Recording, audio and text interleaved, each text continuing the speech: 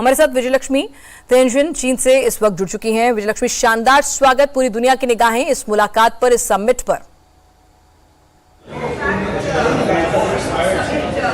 बिल्कुल बिनाज, देखिए काफ़ी इम्पॉर्टेंट ये एक मीटिंग होगी एससीओ की, जो अभी फिलहाल प्रधानमंत्री नरेंद्र मोदी जो है वो पहुंच गए हैं और भव्य स्वागत की तैयारियां यहाँ पर सुबह से ही हम देख रहे थे। वांडा विस्टा ये होटल है जहाँ पर प्रधानमंत्री नरेंद्र मोदी ठहरेंगे और अभी जो है तमाम, आप मेरे पीछे भी देख पा रही होंगी, काफ़ी हलचल है।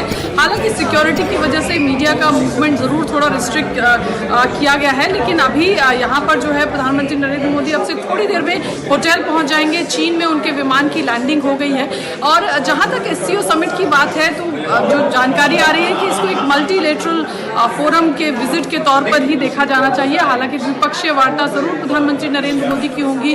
वो कल मुलाकात करेंगे चीन के राष्ट्रपति शी जिनपिंग के साथ और परसों उनकी मुलाकात होगी रूस के राष्ट्रपति व्लादिमीर पुतिन के साथ। दोनों मीटिंग्स लगभग 40-40 मिनट तक चलेंगी। लेकिन जिस तरह का रीसेट हमने देखा है खासतौर से भारत और चीन के संबंधों में, जिस तरह से कैलाश मानसरोवर यात्रा की शुरुआत हुई, वीजा के नॉर्म्स जो हैं वो रिलैक्स किए गए, इसके अलावा पीपल टू पीपल कांटेक्ट की अगर हम बात करें तो उसमें भी काफ़ी जो है पहले से चीज़ें बदली हैं। और उसके अलावा डायरेक्ट एयरलाइन जो है, कोविड के बाद दोनों देशों के बीच में डायरेक्ट एयर कनेक्टिविटी नहीं थी।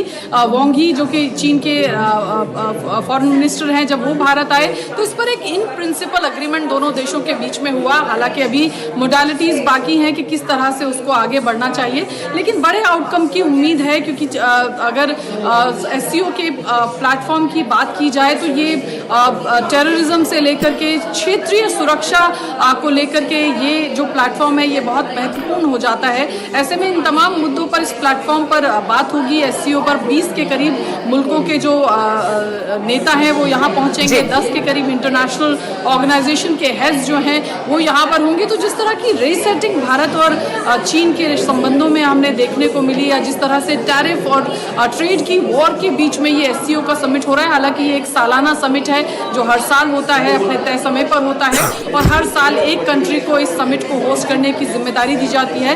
इस साल वो जिम्मेदारी चीन के पास है। लेकिन टेररिज्म से लेकर के ऊर्जा के क्षेत्र, इन तमाम चीज़ों पर उम्मीद की जा रही है कि इस समिट से कुछ बड़े आउटकम निकल करके आएंगे। परसों एक जॉइंट डिक्लेरेशन हमारे सामने होगा क्योंकि एससीओ की समिट या इस तरह के मल्टीलेटरल फोरम्स के बाद एक जॉइंट कम्युनिक जो है वो आता है जिस पर तमाम देशों की सहमति होती है। उसमें एक खाका तय किया जाता है और अगले जो साल है उसका विजन भी तय किया जाता है। तो देखना होगा कि क्या निकल कर आता है।